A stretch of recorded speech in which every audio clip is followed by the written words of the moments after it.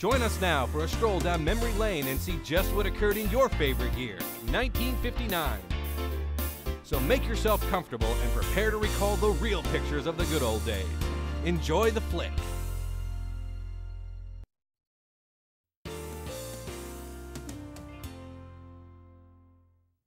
The year 1959 brought new hopes of a turn for the better in the Cold War. It was a year of unprecedented travel, ceremonials, and consultations by the great power leaders. Vice President Nixon's free-swinging kitchen debate with Premier Khrushchev at the United States Fair in Moscow set the stage in more ways than one for Mr. K's tour of America. For a whirlwind 2 weeks, Khrushchev and his moods dominated the news, leaving no doubt of his toughness and his faith in the future of communism. The Berlin crisis he had provoked faded when he and President Eisenhower paved the way for summit talks. Relations between the Soviet and the free world took on a more amiable tone after the meeting at Camp David. But the underlying realities were unchanged, notably the Soviet drive to match American technology. It was a momentous year for the New World, beginning with the rise to power of Fidel Castro in Cuba. Castro and his bearded troops were joyously acclaimed following his incredible victory over Batista.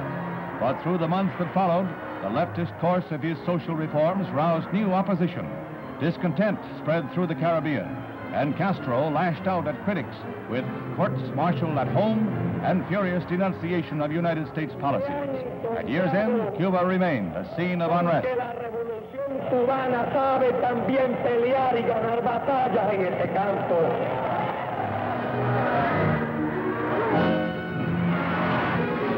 In Havana's Sports Palace, the Castro regime's controversial showcase trials get underway before a turbulent throng of 18,000. Batista aide Major Sosa Blanco, charged with 200 murders, faces a military tribunal. 3 judges still wearing the revolutionaries' jungle battle dress. Says Blanco of the crowd, "I am in a Roman Colosseum." Hundreds of correspondents report the charges as the major is faced by his accusers.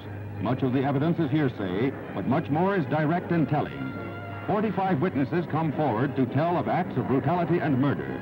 Men, women, and children testified. "I was only following my orders," says Blanco. Emotions climb in the 9-hour trial as the testimony piles up. This woman charges Blanco murdered her husband. The decision is death. Later comes word the trials will continue, but not in the sports arena. Laos, the strategic key to Southeast Asia's richest areas, was attacked by guerrilla forces from Communist Vietnam, a Chinese puppet state. Through the year, Communist China's growing mobilization and aggressiveness caused mounting concern. This was the background to President Eisenhower's historic 11-nation tour, from which he returned at year's end to a tremendous ovation in the nation's capital. Following Alaska, a jubilant Hawaii became the 50th state of the Union. The islands made their mark on the news, electing the first senator of Oriental descent, and closing out their first year as a state with a blazing volcanic display.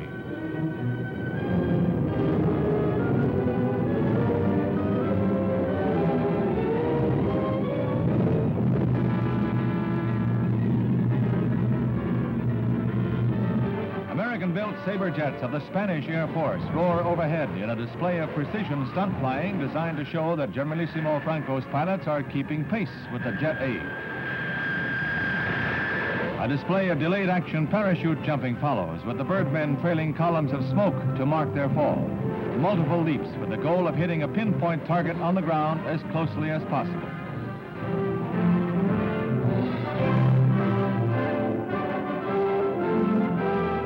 Of the Castellon Air Fiesta, a convincing show of preparedness by cracked Spanish air commandos.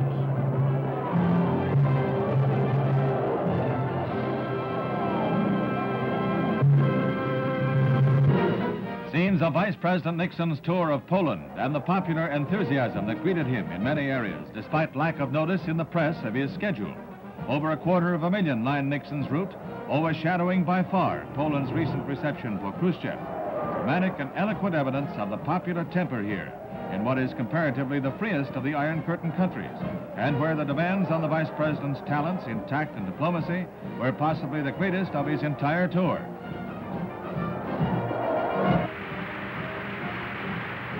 crowd of nearly 4,000 thronged the airport, including most of the White House staff and nearly every Republican congressman and senator. But there is no partisanship in Mr. Nixon's speech.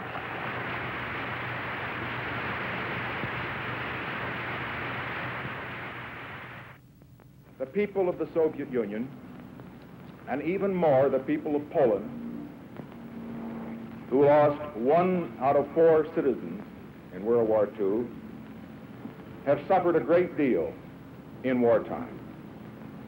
And they desperately want peace.